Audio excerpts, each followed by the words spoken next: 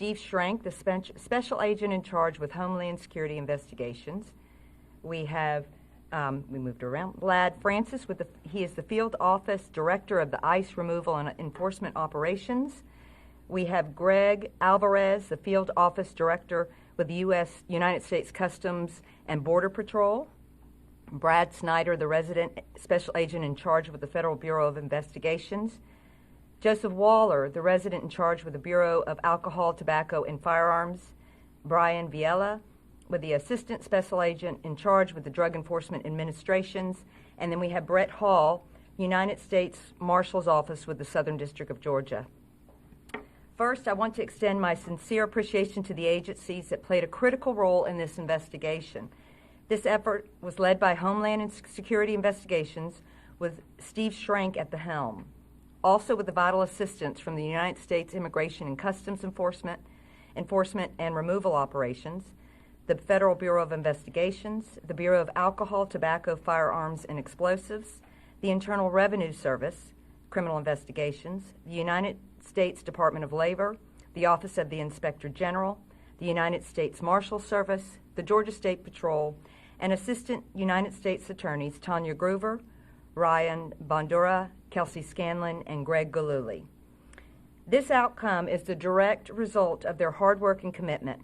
Such an undertaking can only be accomplished through combined efforts, resources, and dedication of these agencies working together with a shared goal.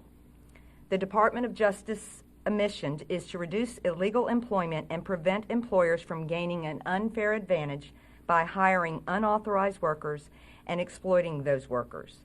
This is an ongoing investigation, and we are limited as to what we can discuss. At this point, I'm going to turn it over to Steve Schrank to give more information on the matter. Thank you, Steve. Great. Thank you, Meg. Good morning, and thank you all for coming. My name is Stephen Schrank. I'm the Special Agent in charge of Homeland Security Investigations for the states of Georgia and Alabama. Yesterday, Homeland Security Investigations, in coordination with our law enforcement partners, executed a judicial search warrant as part of an ongoing criminal investigation into allegations of unlawful employment practices and serious federal crimes. This operation underscores our commitment to protecting jobs for Georgians and Americans, ensuring a level playing field for businesses that comply with the law, safeguarding the integrity of our economy, and protecting workers from exploitation. The investigation resulted in the arrest of 475 individuals and is focused on ensuring accountability for those who violate the law and uphold the rule of law. Complex cases like this require strong collaboration and extensive investigative efforts.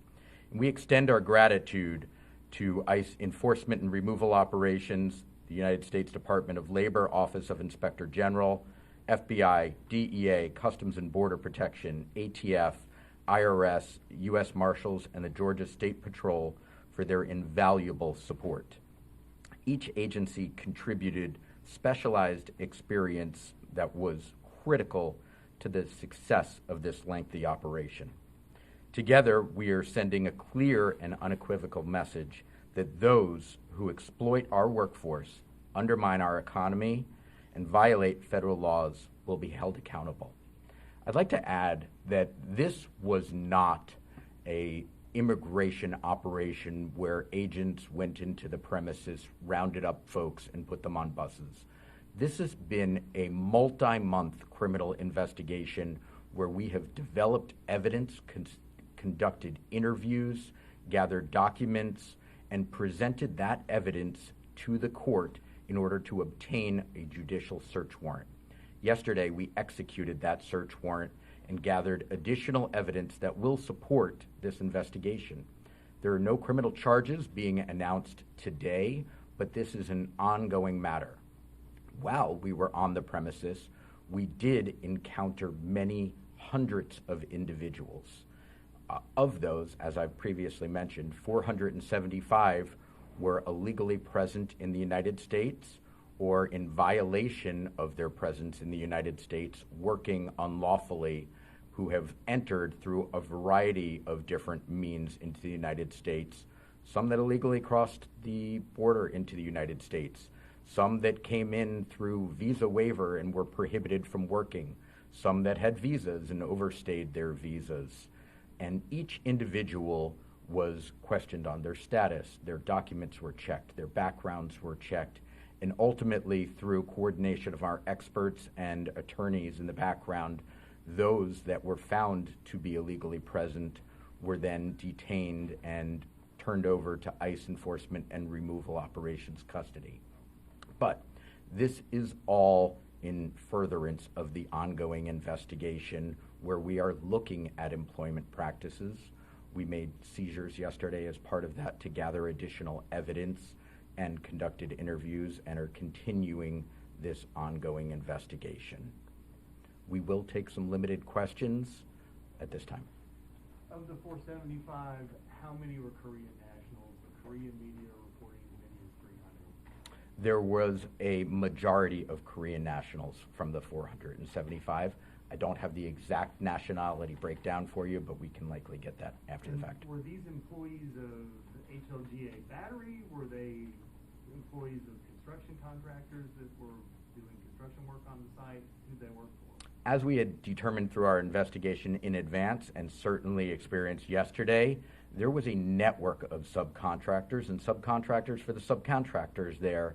So the employees worked for a variety of different companies that were on the site. It was not just the parent company, but also subcontractors, and we're unveiling that whole network. But some of them were for the parent company, is that right? The Battery, HLGA? Yeah, we continue to work on the investigation of who exactly worked for what companies.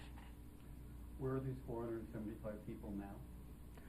They are in the custody of ICE enforcement and removal operations. Where? Most were brought to the Folkston D-Ray facility last night, and they will be moved based on their individual circumstances beyond that. Yes, ma'am. WTOC has been investigating and reporting on the presence of undocumented workers on the site for about a year now, and so this has kind of been something that's been known to some extent in the local community. What is it that prompted Homeland Security investigations to look into this? Yeah, we are aware and we have monitored that reporting as well. We have also received many leads from community members, from prior workers. We have conducted many arrests through the immigration operations throughout the state of Georgia that have identified other employees that, when encountered, informed us that they worked there. We have interviewed folks and we have developed evidence over the course of many months in support of the investigation. What are some potential consequences that the company could face, or is that something you can speak to right now? I don't want to speculate on ultimate. This is an ongoing investigation. No charges have been filed, so that means that no wrongdoing is being accused at this time. Yes, ma'am. I had a question. Was anyone injured during the process? Did anyone die during the process of this raid? There were no substantial uses of force. There were no injuries reported, other than one individual was overheating a little bit and was treated on scene, and one agent suffered a minor laceration while conducting it, but no significant injuries. Okay, and then during the process, you said this was a multi-month process. Can you kind of, I guess, give how many months did it take? I guess is my question. This has been ongoing throughout this year. So can we say January? I don't have the exact start date of the investigation. How does this operation compare to other operations in the state of Georgia and across the nation? Was this one of the largest ones, or can you kind of give us an idea of how big this was? This, in fact, was the largest single-site enforcement operation in the history of Homeland Security investigations. Any last questions? Across the country, yes. Last question? Yeah, did HLGA Battery, did they use E-Verify in their employment practices? I don't want to answer for them. One quick one. Is there any evidence of labor trafficking at this point? That is something that is always part of our investigations when we're doing employment investigations. As I've indicated, there have been no charges filing, but it is certainly something that we will be looking for. Okay, thank you, folks. Appreciate it. we can handle, any follow-ons after the fact, okay? Thanks, sir. Ma'am? Thank you very much.